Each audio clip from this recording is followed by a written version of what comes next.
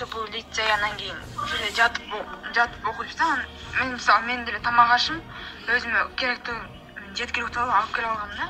Анан бүгүн деген орозо кармагандардын баарын түшкүсүн оозун ач деди да.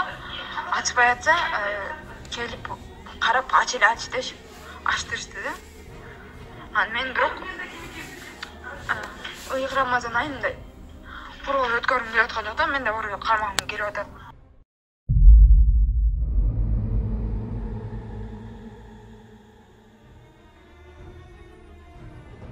Бисмиллахир-рахманир-рахим. Алла Таалага чексиз мактоолор болсун. Жана акыркы пайгамбарыбыз Мухаммад Мустафа саллаллаху алейхи ва салламга Алланын саламы жана салаваттары болсун. Ассаламу алейкум урматтуу мусулман бир туугандар.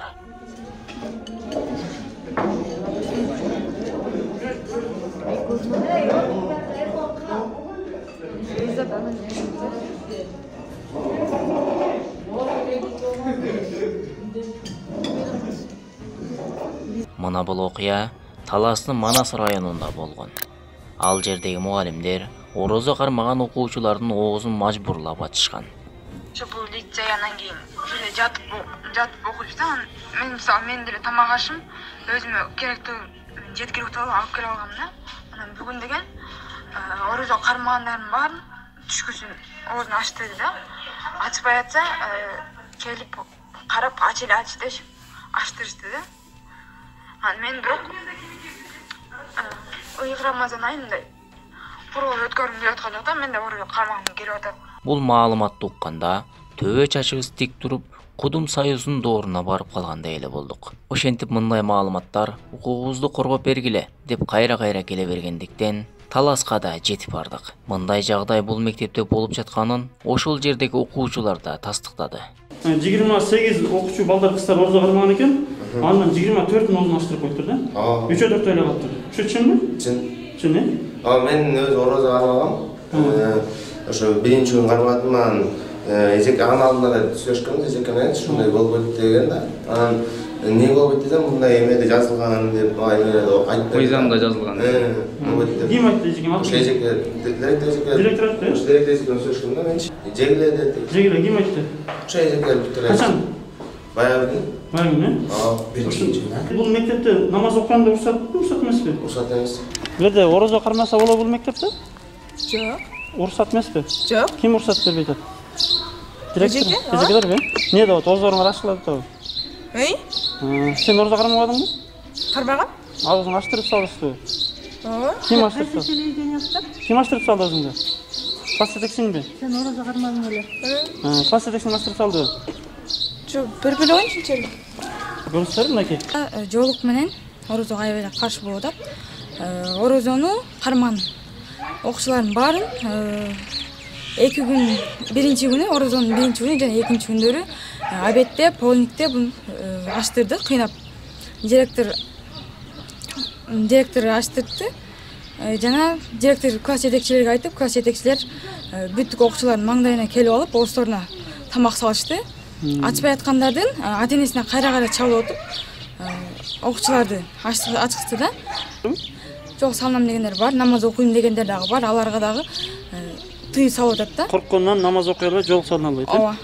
Орозодо кармалбай, оозун ачып жүрүштү. Сен эми оозуң ачтырганына кандай сенде мындай сезимдер, кыжалатчылыктар болуп атат, мындай? Оозун ачтырганда мен өзүм аябай эле жаман болуп атам. Жаман болуп атасың, Жаман абалда эле калып. Ички мындай сезимдериң, ички мындай моралдык, ички кандай сезимдерге келип атасың? Эмне ойлор келип атат? Мектептен чыгып кеткимде келип атты бул убактачы. Аябай көзгө жаш алып ушундайлар болду. Жана чындап эле 20га жакын окуучулардын оозун ачтырганы анык болуп чыкты. Жана директор, мугалимдер да өз моюндарына алышты.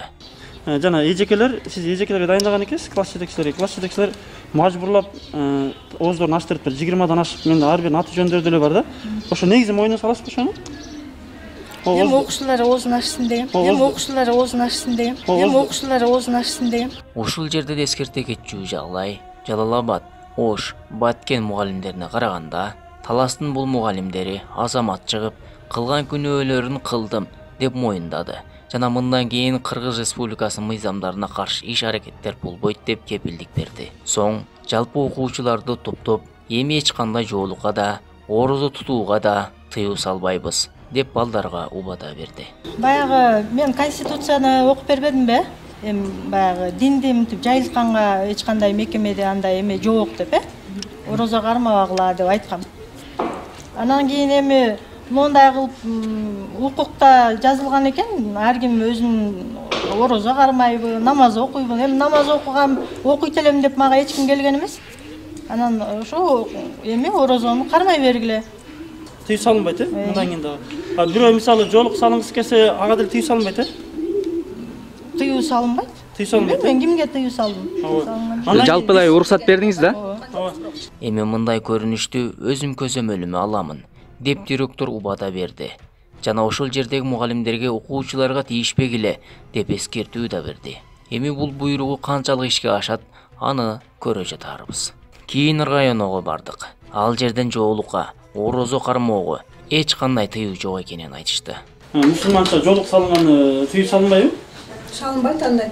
Жол салынат, бирок аларга биз тыюу деле салбайбыз. Эмне мектептерде намаз окуса боло береби окуучулар, мисалы сабактан сырткаркы мезгилде? Эч көчөдө окуйбу, коридордо окуйбу, тыюу салынбайт, Тыюу салбайбыз эч кандай. Орозо кармагандарга тыюу салынбайбы? Тыюу салбайбыз. Эгерде ошондой фактор катталса, мыйзам чегинде чара көрөбүз деп Зам району билдирди. Ал акыбалын карап, Эжекелерге кандай чара көрөсүз? Эжекелерге чара көрөт элек, эми чараны бияка чогулушка салып, айтып, түшүндүрүп, бирок түшүндүрүп айтабыз. Сөгүш бере аласыз да, бирок. Сөгүш бере алабыз. Сөгүш бере алабыз, катуу сөгүш бере алабыз. Демек мектеп окуучусу каласа орозо кармай берет, Кармай берет, ага тыюу жок. Жолук хижапка жолук тыюу салынбайт. Жок, тыюу салбайбыз. Намаз окуса окуй берет. Окуй берсин, каалаган жерден окуй берсин. Могу орозо кармаган окуучулардын ооздорун мажбур түрдө аштыруу боюнча ушул азыр эки факты катталган болсо, бириси Таласта, бириси Базар Коргондо. Таластагы мектептин директору мындай айтканда адекваттуу мамиле жасады, катасын мойнуна алды, убада берди, мындай айтканда тыюу салынбайт депчи, хижапка деле, анан орозого деле тыюу салынбайт деп убада берди. Бул жакшы көрүнүш негизичи. Башка айтканда бул мыйзамдарга моюн сунду деген сөз да, катасын мойнуна алды.